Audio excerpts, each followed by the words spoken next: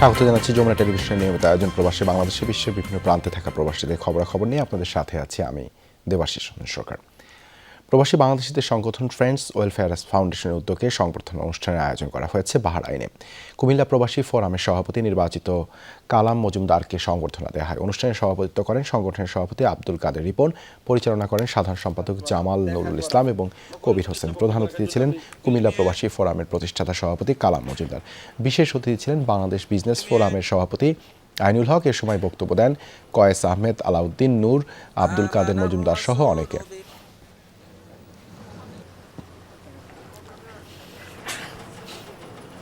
7 জানুয়ারি নির্বাচনের মধ্যে দিয়ে জনতার জয় হবে, ভোট হবে শান্তিপূর্ণ ও সুষ্ঠু, এমন মন্তব্য করে প্রধানমন্ত্রী শেখ হাসিনা বলেছেন নির্বাচন হবে উন্মুক্ত। ভোট দিয়ে এবার বিএনপি জামায়াতের দুর্বৃত্ত পরায়ণতার জবাব দিতে হবে। বিকেলে 6 জেলায় আয়োজিত নির্বাচনী জনসভায় ভার্চুয়ালি যুক্ত হয়ে প্রধানমন্ত্রী বলেন দেশের জন্য একটি সুষ্ঠু নির্বাচন একান্ত জরুরি। বিকেলে দেশের 6 জেলায় একযোগে আয়োজন করা হয় নির্বাচনী জনসভা। শুরুতেই তুলে ধরা হয় বদলে যাওয়া বাংলাদেশের চিত্র, যার শুরু দিন বদলের সনদ থেকে। ধারাবাহিক উন্নয়নের সুফল পৌঁছে গেছে দেশের প্রত্যন্ত অঞ্চলে। ডিজিটাল বাংলাদেশ এখন প্রতিষ্ঠিত। শুরু হয়েছে স্মার্ট বাংলাদেশের যাত্রা, যেখানে আমাদের ছেলেমেয়েরা ট্রেনিং পাচ্ছে। ঢাকা জেলা আওয়ামী লীগের কার্যালয় থেকে ভার্চুয়াল মাধ্যমে জনসভায় যোগ দেন দলের সভাপতি প্রধানমন্ত্রী শেখ হাসিনা। রাজশাহী, গাইবান্ধা, টাঙ্গাইল, কুমিল্লা, ব্রাহ্মণবাড়িয়া ও চট্টগ্রামের সন্দ্বীপে আয়োজিত জনসভায় যোগ দেয় হাজার হাজার মানুষ। ইনশাআল্লাহ 7 জানুয়ারি নির্বাচন, এই নির্বাচন আমরা সফল হব, জনতার জয় হবে। আর মাত্র 3 দিন নির্বাচন সামনে রেখে প্রধানমন্ত্রী আবারও নৌকায় ভোট চান। বলেন স্মার্ট বাংলাদেশে পরিণত করতে সরকারের ধারাবাহিকতার বিকল্প নেই। নির্বাচনের আগে তারা তাদের সেই ভয়াল রূপ নিয়ে আবার মানুষের সামনে হাজির। এদের এই দুর্বৃত্ত পরায়ণতার জবাব দিতে হবে আপনাদের বাংলাদেশের মানুষকে। আপনারা নৌকায় ভোট দিয়ে আওয়ামী লীগকে জয়যুক্ত করে এর জবাব দেবেন এবং উন্নয়নের ধারাটা অব্যাহত রাখবেন, সেটাই আমরা চাই। উন্মুক্ত নির্বাচনে সবাই যার যার পছন্দের প্রার্থীকে ভোট দিবে। প্রধানমন্ত্রী বলেন নির্বাচনের পরিবেশ শান্তিপূর্ণ রাখতে হবে, দেখাতে হবে সহনশীলতা। মানুষ তার ভোটের অধিকার প্রয়োগ করবে, যার যার নিজের ইচ্ছা মতো ভোট দেবে। এখানে কেউ কাউকে বাধা দিতে পারবেন না। কোনো রকম সংঘাত আমি চাই না। আমি চাই যে নির্বাচনে সত্যিকারভাবে একটা অবাধ, সুষ্ঠু, নিরপেক্ষ নির্বাচন হবে, যে নির্বাচনের মধ্য দিয়ে জনগণ তার পছন্দ মতো প্রার্থীকে ভোট দিয়ে জয়যুক্ত করবে। জনসভায় 6 জেলার নৌকার প্রার্থীদের পরিচয় করিয়ে দেওয়া হয়। সাধারণ মানুষদের সাথে শুভেচ্ছা বিনিময় করেন প্রধানমন্ত্রী। আপনার কলেজ ঐতিহ্যবাহী। মোহসেনুল হাকিম, যমুনা নিউজ, ঢাকা। কারো কোনো হুমকিতে ঢাকা 1 আসনের ভোটাররা ঘরে বসে থাকবে না, নির্ভয়ে ভোট কেন্দ্রে যাবে এবং পছন্দের প্রার্থীকে ভোট দিয়েই ফিরবেন তারা। প্রচারণার শেষ দিকে এসে এমনটাই বললেন ঢাকা 1 আসনের লাঙ্গলের প্রার্থী অ্যাডভোকেট সালমা ইসলাম। প্রচারণার বাকি আর 2 দিন। এরই মধ্যে নবাবগঞ্জ ও দোহারের 23টি ইউনিয়নের সবগুলোতেই সশরীরে গণসংযোগ চালিয়েছেন লাঙ্গলের প্রার্থী সালমা ইসলাম। এবার তিনি যাচ্ছেন বাড়ি বাড়ি, দেখা করছেন, কথা বলছেন স্থানীয়দের সাথে, শুনছেন তাদের না পাওয়া আর চাওয়ার কথা।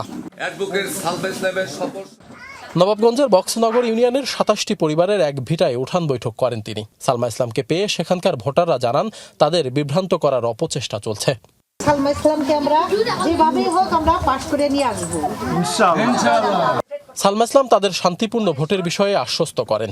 কেউ যদি আপনাকে নৌকাতে আঙ্গুল দিয়ে বলে এখানে টিভি দেন, এখানে সিল দেন, দিবেন না, দিবেন না। আপনারা বুদ্ধিমান, আপনারা মায়ের জাতি। আপনারা মনে করেন একজন মাকে, একজন বোনকে, একজন ভাবিকে আপনারা ভোট দিয়ে পাশ করাবেন, তাহলে আপনারা দেখবেন কোথায় আপনি সিল দিচ্ছেন, এটা লাঙ্গলে পড়লো কিনা। আপনারা লাঙ্গল দেখবেন, সালমা ইসলাম দেখবেন, লাঙ্গল মার্কায় আপনারা প্রত্যেকে ভোটটা দিবেন। ভোটাররা জানান গত 5 বছর ধরে বক্সনগরের খবর রাখেনি কেউ, তাদের ভরসা লাঙ্গলই। দেখা উচিত কে, সবাই ভোট দিয়ে দেখলাম, কেউ তো একটু দেখা করবার হয় না, জিগায়ও না, কম্বল বিলে, কাপড় চোপড় বিলে, হ্যাঁ, এই দিয়ে আমাকে খুশি। মানুষ সবাই চাইতেছে সালমা ইসলামকে নাঙ্গল মার্কায় ভোট দিয়ে নবাবগঞ্জবাসীকে একজন এমপি উপহার দেওয়ার জন্য। ভোট সালমা পারে দিমো, আমাদের জন্য অনেক কিছু করছে, রাস্তাঘাট করছে, সবসময় আমাকে পাশে থাকে। বিগত 5 বছরে যে অবহেলা হয়েছে ভোটে জিতে সেই অপ্রাপ্তি পূরণের আশ্বাস দেন সালমা ইসলাম। আমার মনে হচ্ছে সবাই ভোট দিবে এবার। ওদের ভিতরে এমন একটা ইমেজ সৃষ্টি হয়েছে যে 5টি বছর ওদের নিজেদের কথা বলতে পারেনি, নিজেরা তাদের এমপির চেহারা দেখে নাই, তারা এমন কষ্ট পেয়েছে। এরা বলে যাই হোক মরি বাঁচি, আমরা ভোট কেন্দ্রে যাব, আমরা ভোট দিব। পরে গোবিন্দপুর এলাকায় এক মেলার মাঠে গণসংযোগ চালান জাতীয় পার্টির প্রার্থী। কথা বলেন হিন্দু সম্প্রদায়ের নারী ভোটারদের সঙ্গে। তারা বলেন ঢাকা 1 আসনে এবার দল কিংবা মার্কার চেয়েও ভোটারদের পছন্দের ব্যক্তি অ্যাডভোকেট সালমা ইসলাম। এবার আমরা দিম, আমাকে জন্য হ্যাঁ একটু খেয়াল করে। এখন প্রার্থী হইলো নৌকা আর নাঙ্গল। নৌকা আর নাঙ্গলের মধ্যে দেখা গেছে নাঙ্গলের যে জোয়ারটা আছে এবং নাঙ্গলের যে ক্যান্ডিডেট আছে, এটা দোহার নবাবগঞ্জের উন্নয়ন, সালমা ইসলামের 2 নয়ন। এই ভাঙাবিটা রাস্তাটি আমি সালমা ইসলাম আমার নিজের ব্যক্তিগত টাকা দিয়ে আমি করে দিয়েছি। বিকেলে নবাবগঞ্জের কৈলাইল ইউনিয়নে উঠান বৈঠক করেন সালমা ইসলাম। ওই এলাকার বেশিরভাগ রাস্তা 2014 থেকে 18 মেয়াদে তার হাতেই তৈরি করা। এবার তিনি প্রতিশ্রুতি দেন ইছামতি নদীর উপর কৈলাই লঞ্চঘাট ব্রিজ নির্মাণ করে দেবেন। যার কাছে সহজে যাওয়া যায় না, যারা মনের কথা যাদের কাছে বলা যায় না, এমন ভুল আপনারা করবেন না যে বিগত 5টি বছর পিছিয়ে পিঠ থেকে গেছে আপনাদের, আর 5টি সামনের বছর যাতে পিঠ না থাকে। আপনারা ডেভেলপের চিন্তা করেন, আপনারা বাঁচার চিন্তা করেন। প্রচারণার শুরুর দিন থেকে নবাবগঞ্জ আর দোহারের ইউনিয়ন পাড়া মহল্লা চষে বেড়াচ্ছেন লাঙ্গলের প্রার্থী। প্রতিশ্রুতিতে বলেছেন নবাবগঞ্জকে পৌরসভায় রূপান্তর করবেন, নির্বাচিত হলে 2 উপজেলা শহরকে বানাবেন মডেল টাউন, ঘরে ঘরে গ্যাসের ব্যবস্থা করবেন। আশিক মাহমুদ, যমুনা নিউজ, ঢাকা। টানা 3য় মাসের মতো ডিসেম্বরে রপ্তানি আয় কমেছে। বিভিন্ন দেশে গেছে $531 কোটি পণ্য, যা আগের বছর একই সময়ের চেয়ে প্রায় 1.5% কম। রপ্তানি উন্নয়ন ব্যুরো ইপিবির সবশেষ প্রতিবেদনে মিলেছে এমন তথ্য।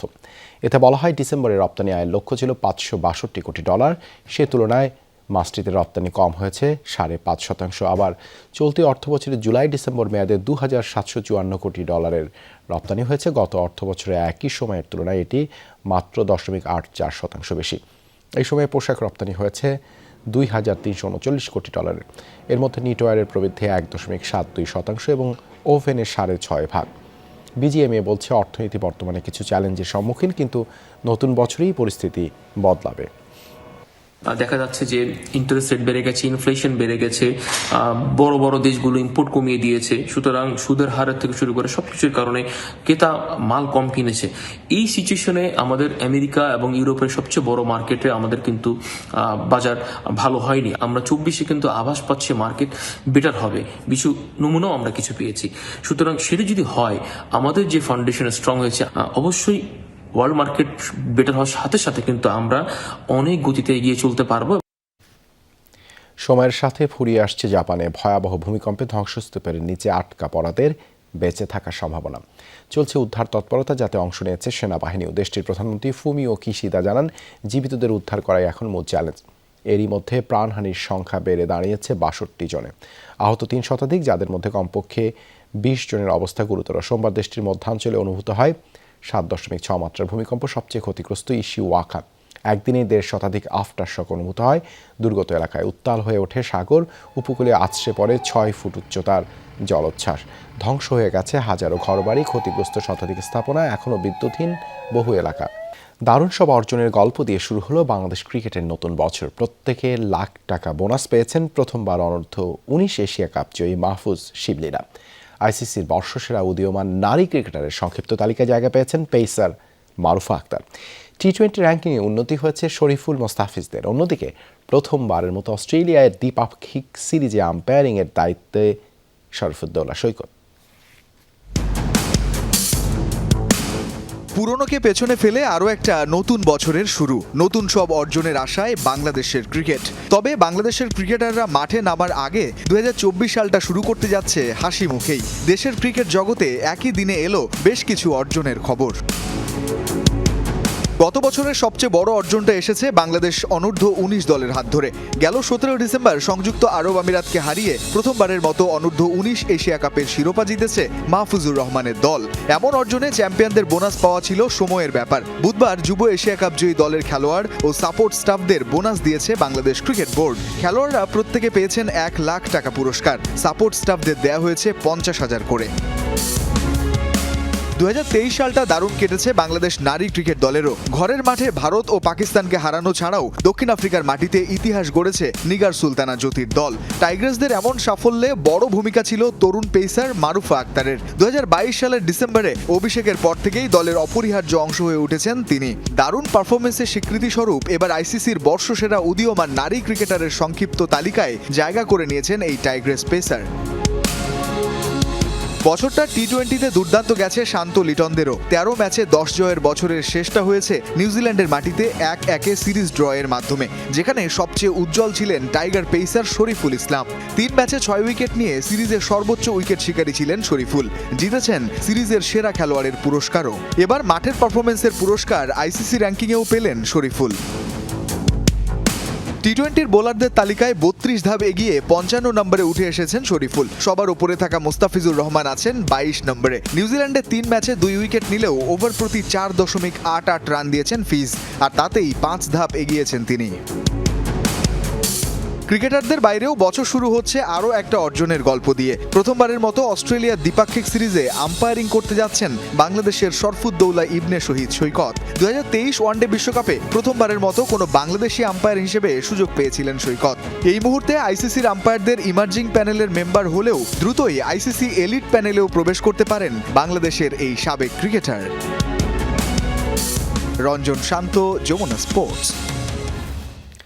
এই ছিল প্রবাসী বাংলাদেশে এতক্ষণ সাথে থাকার জন্য ধন্যবাদ সবাইকে।